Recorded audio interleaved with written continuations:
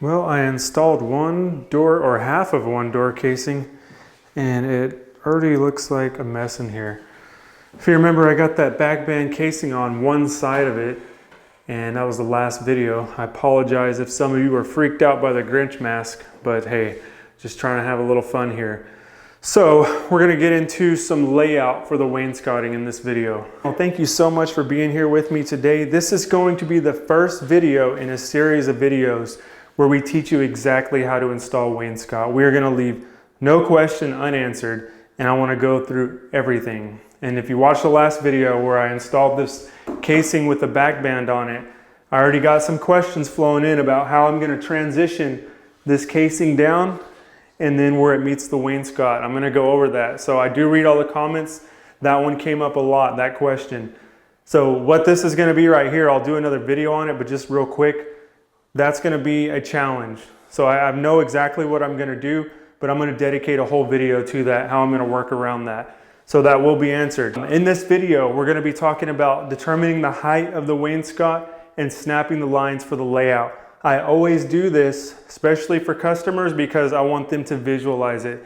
I'll snap the line and then I'll go call the customer and say, hey, come take a look at this. Are you happy with it? And they can make their choice at that point. So with all that, let's get right into determining the height of this wainscot, and then also let's snap our lines on the wall so you can visually see how this is gonna look. So let's get right into it. Let's determine the height of this wainscot that we wanna do in this room. So first thing I'm gonna look at is I've got 8-foot ceilings here. So my range for 8-foot ceilings is 36 inches to 42 inches. That's just personal preference. Now keep in mind, everything I tell you in this series is all personal preference. There are no codes when it comes to this stuff. The only codes really when it comes to finished carpentry is stairs and fireplace mantles. But when it comes to decorative things like what we're doing in this room, there's no codes. It's all up to you. And there's so many ways you can do this. But my personal preference is no more than 42 inches. The top piece of trim or cap or chair rail, whatever you're doing, 42 inches is the max for me. So with that, I already determined that I'm gonna do 40 inches in this room, and I'm gonna lay this all out for you right now. So what I'm gonna do, I'm gonna take a tape measure, just gonna put it on the floor right here and mark 40. Now keep in mind, we're not gonna be going off the floor for level, because I know the question's gonna come up, well, if you mark 40 here and there's a slope in the floor over here and you mark 40, don't even worry about that, because we're gonna be using a laser level to do this. If you don't have a laser level, I highly recommend you get one, or if you don't, then just take a regular level, mark 40, and then just hold the level up where it's level, the bubble's in the middle, and then draw a line across it. But it's so much easier with the laser level. So now that we've determined this mark right here, what I'm gonna do is put my laser, shoot it at that line, and then I'm gonna snap the line so you can see it.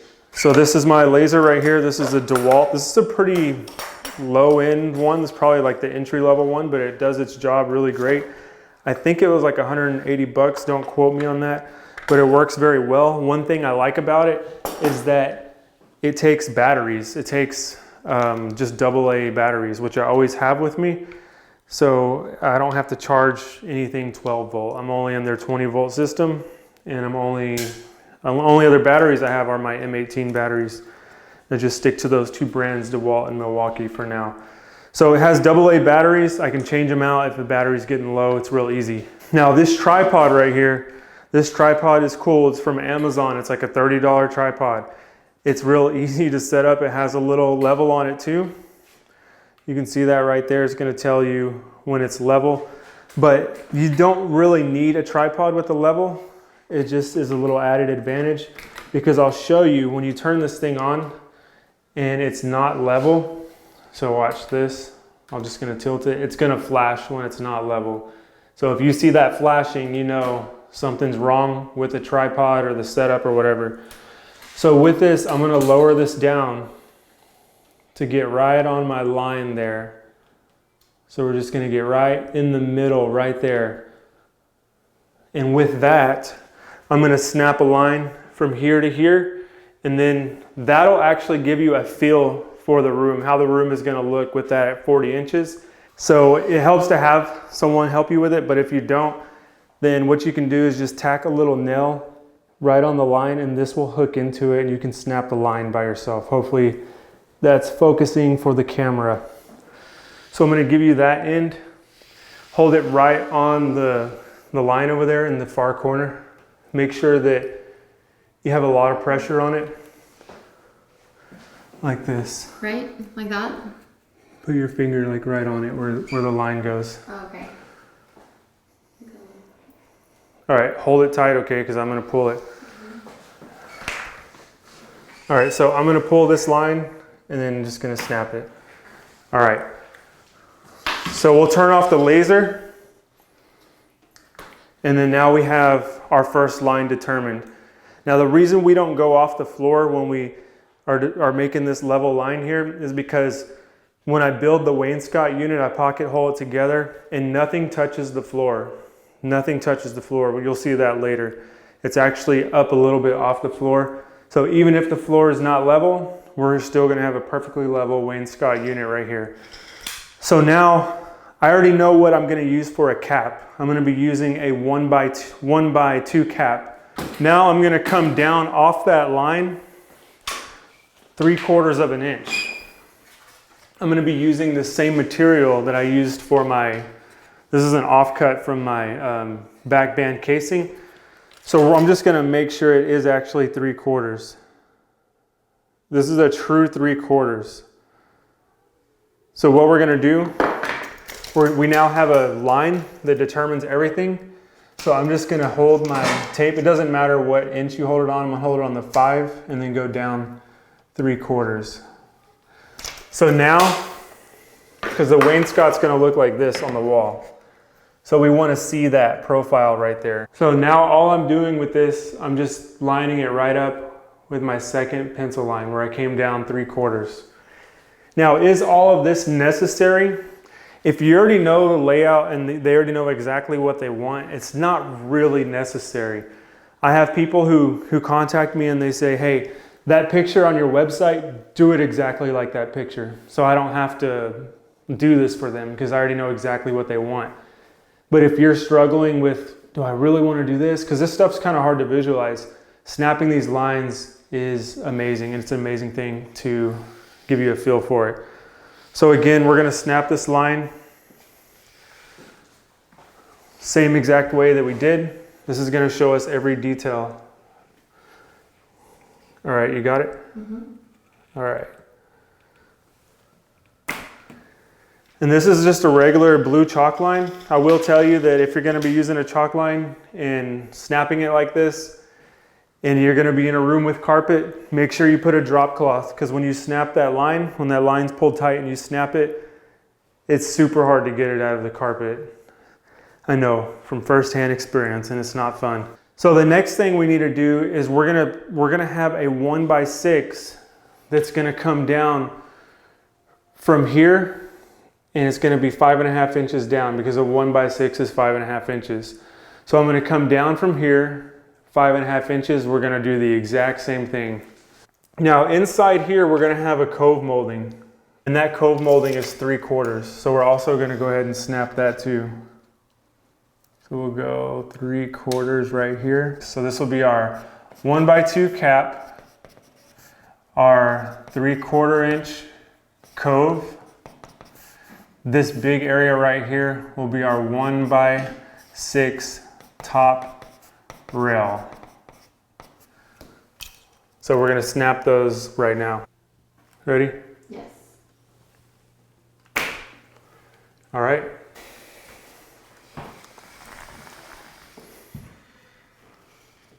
Let me know when you're ready. Ready. All right. Whoa, okay, go. Cool. So here's a little bit about the anatomy of a wainscot unit. So you've got the top rail, which is a horizontal board across the top. You've got the bottom rail, which is a horizontal board across the bottom that we haven't snapped the line yet for. And then you've got the vertical stiles. So this is going to be the upright boards that are in between the bottom rail and the top rail. So the bottom and top rail are always continuous all the way. You would never have it where you would have the vertical stiles to the top, and then like a top rail in sections like this. Those are always continuous, and then the vertical stiles go in between those. So we're gonna go ahead and snap this bottom rail. And then for the vertical stiles and rails, I don't snap those because I can just take a 1x4, hold it against this, and then use a pencil and mark it like that. There's no reason to snap it. Now this thing does have a plumb line too, as far as, you know, you can make that plumb line. You could do that, but it's easier to just hold up the 1x4 and then just mark. All right, so here's what I use to mark the vertical stiles. This is a 1x4, and I'll just tell you right offhand, we keep it simple when it comes to building our wainscot.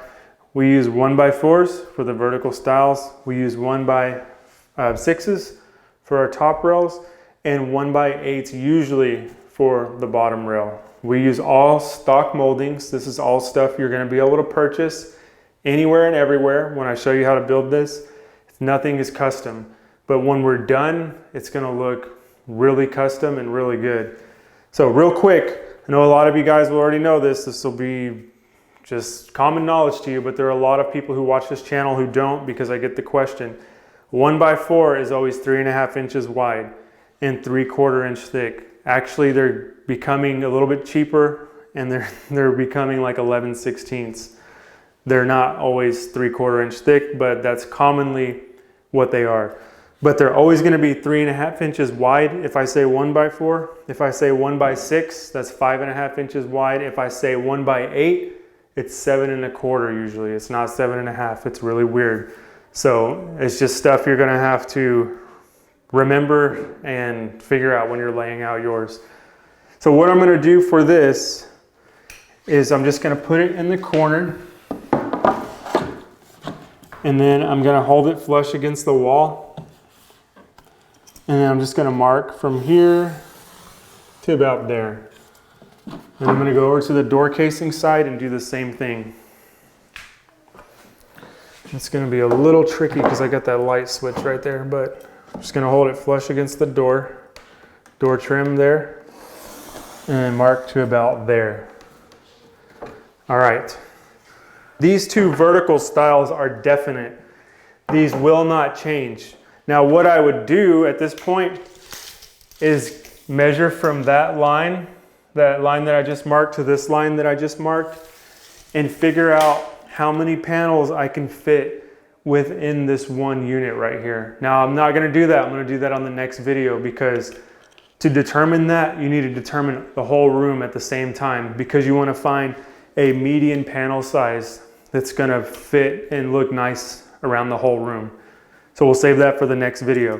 So next thing we need to do is snap our bottom rail. And when it comes to the bottom rail, there's a few things I want to address, because this is very important if you're gonna be following it the way that I'm showing you how to do it, using the laser and raising this up like this.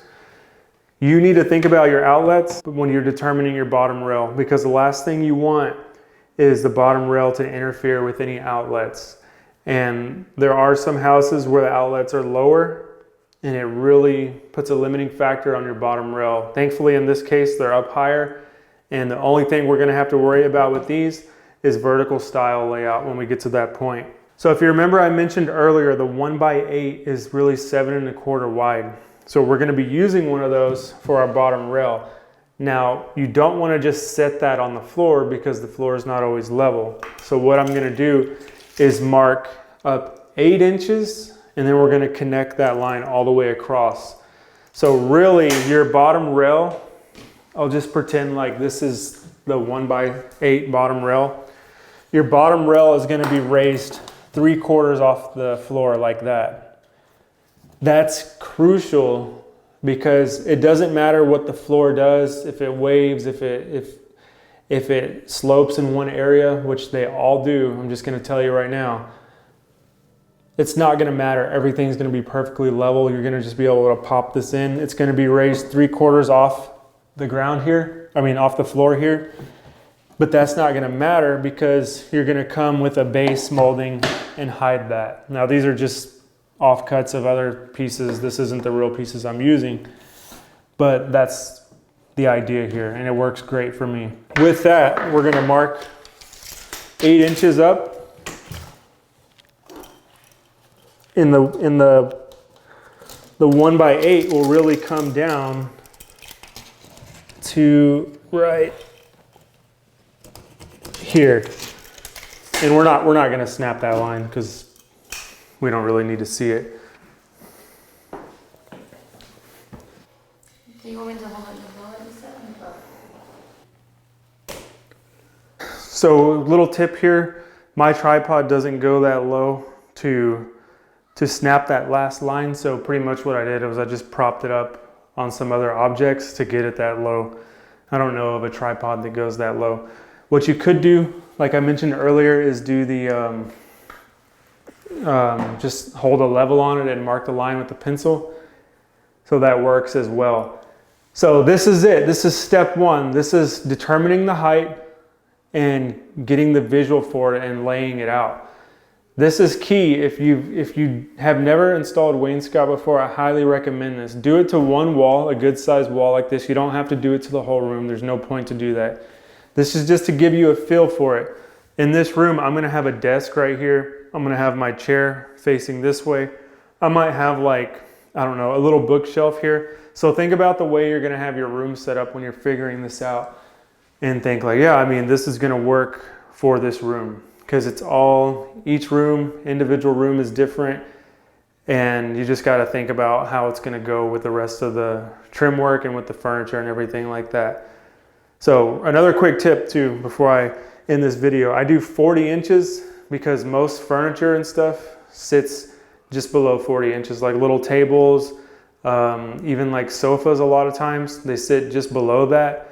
So you like to have that trim kind of creeping up above the furniture. If it's lower than the furniture, it looks a little bit weak to me. You want it to look powerful, you want it to look like it's making a statement, but you also don't want to do it overkill. So think about everything that goes into it. This right here though will give you a feel for it, and especially if you're like doing it for someone and they want to get a feel for it, this is a perfect way to do it. Also this with the 1x2 cap, 3/4 inch cove, 1x6 top rail. And then we have our 1x4 Stiles and our 1x8 bottom rail, which I didn't write it on the wall.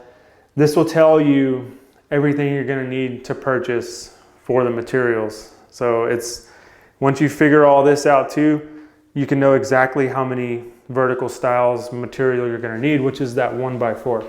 Now the cool thing about doing it like this too, I can measure from here to here, and I've got 25 and 5/8.